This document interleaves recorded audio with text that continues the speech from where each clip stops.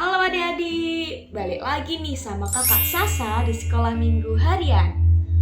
Adik-adik, kalian pernah gak sih punya sesuatu yang super penting dan rasanya kalian itu pengen segera bagikan ke teman-teman kalian? Pernah gak? Misal nih, kalian punya game baru, terus kalian tuh pengen cepet-cepet kasih tahu ke teman kalau ada game baru. Atau kalian nemu video-video lucu di sosial media seperti TikTok, rasanya pengen kirim ke teman gitu, bagikan ke teman, terus lihat reaksinya mereka itu seperti apa. Pernah nggak sih kalian merasa seperti itu?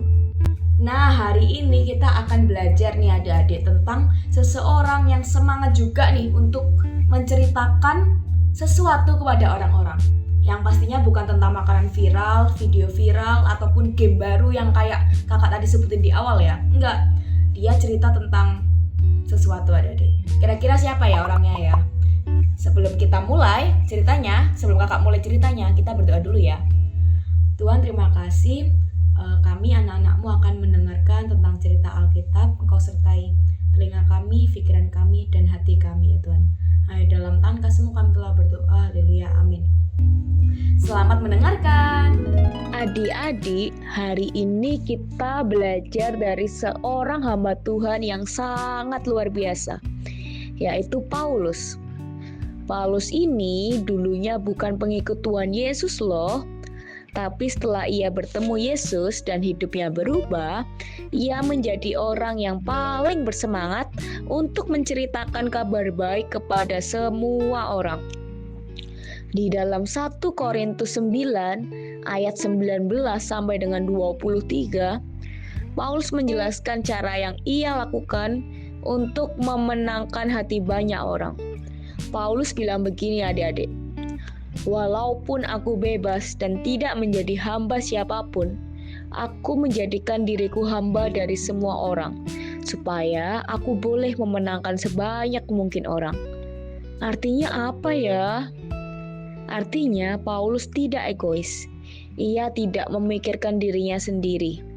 Ia rela menyesuaikan diri dengan siapapun itu supaya mereka itu bisa mengenal Tuhan Yesus. Paulus menyesuaikan diri dengan berbagai kelompok orang loh.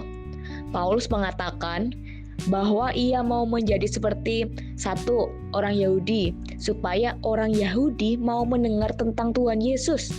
Kedua, orang yang hidup di bawah hukum Taurat, supaya mereka tidak tersinggung dan mau mendengarkan berita Injil. Yang ketiga, orang yang tidak hidup di bawah hukum Taurat, yaitu orang-orang yang bukan Yahudi, dan bahkan orang-orang yang lemah, supaya mereka juga merasa ditolong dan juga diperhatikan. Wah, banyak banget ya. Paulus ini tidak pilih-pilih orang loh. Paulus nggak bilang, "Aku hanya mau cerita ke orang yang aku suka saja."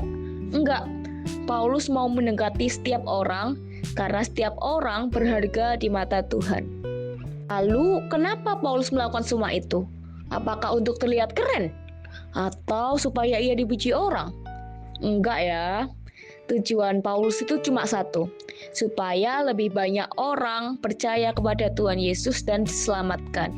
Paulus ingin semua orang, baik besar, kecil, muda, tua, orang lemah, orang kuat, mereka semua mengenal Yesus dan hidup bersama dalam Tuhan. Ada 3 hal besar yang bisa kita pelajarin dari Paulus nih adik-adik.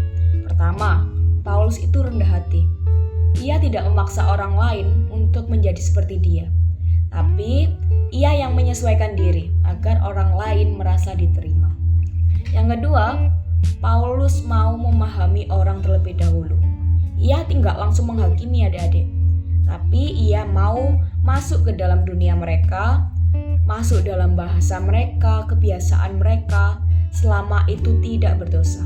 Ketiga, Paulus fokus pada tujuan besar yang ia punya. Kira-kira apa ya? Jadi Paulus ini itu punya tujuan, yaitu memenangkan lebih banyak orang untuk Tuhan. Nah, sekarang adik-adik coba bayangkan kehidupan kita saat ini ya. Tiap hari adik-adik ketemu dengan banyak sekali orang. Teman-teman kita di sekolah, ayah ibu kita serta keluarga kita, sepupu kita, bahkan teman-teman online kita di sosial media. Sama kayak Paulus sih, dia bertemu dengan banyak orang, kita pun juga ketemu dengan banyak orang. Jadi kita juga punya kesempatan untuk menceritakan kasih Tuhan kepada mereka. Tidak seperti zamannya Paulus yang harus naik kapal, berpindah dari kota satu ke kota lainnya. Cukup dengan HP adik-adik, kita tuh bisa loh berbagi tentang kasih Tuhan Yesus. Misal nih, kita ada ayat yang sudah kita baca dan kita merasa, wow, ayat ini nih bisa nih aku sampaikan ke mereka, ke teman-teman aku.